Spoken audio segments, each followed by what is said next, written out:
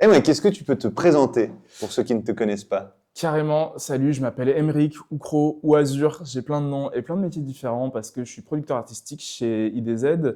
Je suis aussi réal, je fais du consulting auprès d'artistes musicaux sur leur musique, leur stratégie de contenu, leur promotion.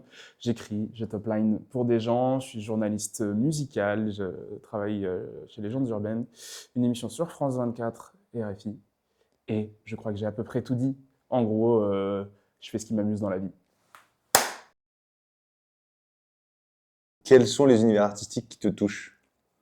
Comment un clip te touche? Comment un clip me touche artistiquement. Il y a plein de gens derrière cette caméra qui ont bossé avec moi et qui savent que je suis très à propos de l'esthétisme. Je trouve qu'on fait souvent la distinction entre la forme, le fond. Moi, j'ai envie qu'un beau plan m'emmène quelque part. Donc, je suis très OK avec des tableaux, avec des rythmes très lents. Et je pense qu'il y a quelque chose d'un peu naturaliste dans ma vision. J'ai besoin que la caméra serve à sélectionner ce qu'il y a de plus beau dans le monde et à l'offrir. Euh, Tu travailles avec des artistes et avec des réals tous les jours quand tu taffes. C'est, quelle est l'importance pour un artiste d'avoir une patte dans les visuels qu'il poste? Essentiel parce que on vit dans une ère où on doit, à mon sens, parler d'artistes plus que de musiciens, de chanteurs, de rappeurs. Ça, c'est des compétences qui sont techniques. Moi, j'ai besoin qu'un artiste, il maîtrise ou non un médium, mais il ait quelque chose à raconter qui transcende tous les types d'art qui vont composer son univers. Donc, l'intérêt pour moi d'avoir une patte, c'est c'est plutôt une question que je prendrais à l'envers, à savoir, si tu n'as pas une patte, quel est mon intérêt à te suivre en tant qu'artiste? J'ai besoin que tu me fasses découvrir quelque chose qui n'appartient qu'à toi. Qu'à toi, c'est peut-être un peu présomptueux, mais en tout cas, quelque chose que tu incarnes. Et du coup, quel est l'intérêt pour un artiste émergent de participer au plein format festival?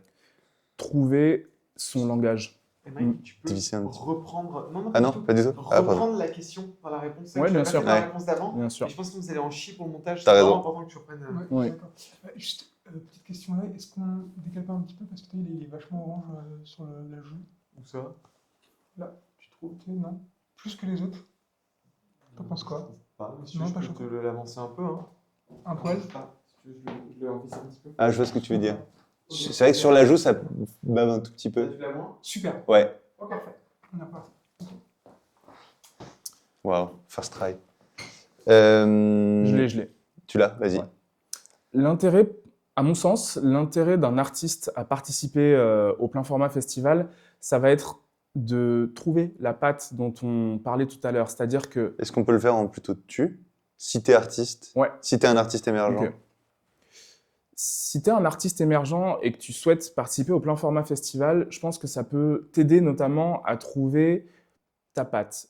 Et même si tu l'as déjà, à discuter avec des réalisatrices, des réalisateurs qui vont t'apporter le langage nécessaire à développer cette patte-là. Tu sais comment le faire artistiquement, musicalement, pardon, mais peut-être que tu as besoin de quelqu'un qui ait des compétences techniques différentes des tiennes pour exprimer la même chose, mais visuellement aussi.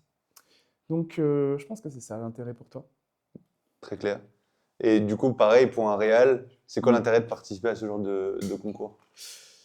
Pour moi, si tu es réal et que tu souhaites participer au plein format festival, tu vas y trouver le moyen de prolonger ton univers à travers celui de quelqu'un d'autre. Je ne sais pas si c'est clair, mais dans nos métiers, on a le fantasme de faire ce qu'on a dans la tête, dans notre tête, de donner réalité à ce qu'on a mûri pendant longtemps. Et parfois, on rencontre des gens qui pratiquent un art autre que le nôtre et qui vont avoir des visions qui sont connexes ou des visions qui vont prolonger la nôtre ou l'emmener dans d'autres endroits.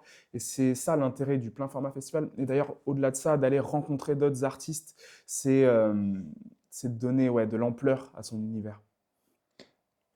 Est-ce que tu veux changer un petit peu là? Est-ce que tu peux te diviser un Non, tout? t'inquiète, Ah, t'inquiète, comme ça, c'est je m'en bien? occupe. Ah ouais, trop bien. Continue, t'inquiète pas. Moi. Cette année, on fait gagner une RAID Komodo X, 2000 € de log chez Planipress, des bons d'achat chez Avenier, bons d'achat chez MPB. Pour toi, c'est quoi le meilleur lot? Le meilleur lot, alors,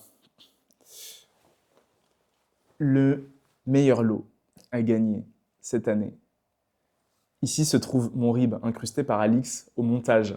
Et le partenaire qui fera le plus gros virement aura le droit à ce que je dise que le meilleur lot est le sien. Non, c'est terrifiant ce que tu me dis. En vrai, je pense que... Waouh, je vais faire une réponse de Suisse, pardon à tous les Suisses que j'ai offensés. Je pense que c'est très dépendant de tes réalités en tant que réal. Il y a des gens qui vont avoir besoin de lock au quotidien. Il y a des gens qui vont avoir besoin d'un gros boîtier pour donner naissance à d'autres choses. C'est un peu inhérent au profil de réal et au manque que tu peux avoir aujourd'hui dans ta réal. Donc l'année dernière, tu as vécu déjà la première édition du plein format, Ouais. donc les délibérations du jury. C'est quoi le conseil que tu as à donner aux gens qui participent pour se démarquer lors des délibérations? N'essayez pas de plaire au jury. En vrai de vrai, ça n'a aucun sens.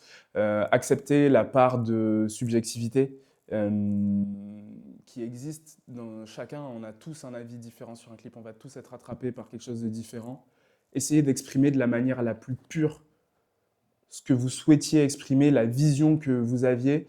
Et moi, j'ai un peu la conviction que si on arrive à exprimer sa vision dans toute sa grandeur, dans toute sa beauté, on va toujours attraper quelqu'un, voir le plus de monde possible. Mais même si vous attrapez qu'un seul membre du jury, mais que vous l'avez profondément transpercé, ça sera peut-être même plus bénéfique pour la suite de votre histoire que d'avoir gagné un prix ou un autre. Comment on fait pour gagner une RAID Komodo? Comment on fait pour gagner une RAID Komodo? C'est une très bonne question. Je pense qu'il y a de la construction. Moi, j'ai eu la chance de suivre en plus sur l'édition précédente à la fois une équipe qui présentait son clip, un artiste qui présentait son morceau, et puis du coup les délibérations du jury et le moment en lui-même.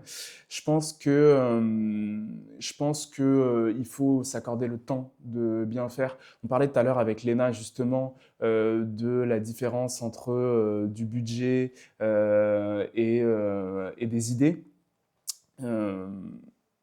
Les idées, pour moi, ça remplace le budget dans une certaine mesure. C'est-à-dire que des bonnes idées et beaucoup de temps accordé à un clip, c'est de la valeur ajoutée. Prenez 3 jours à rentrer un plan parce que vous voulez rentrer ce plan-là avec ou sans l'artiste. Mais ouais, prenez le temps de donner vie à votre idée et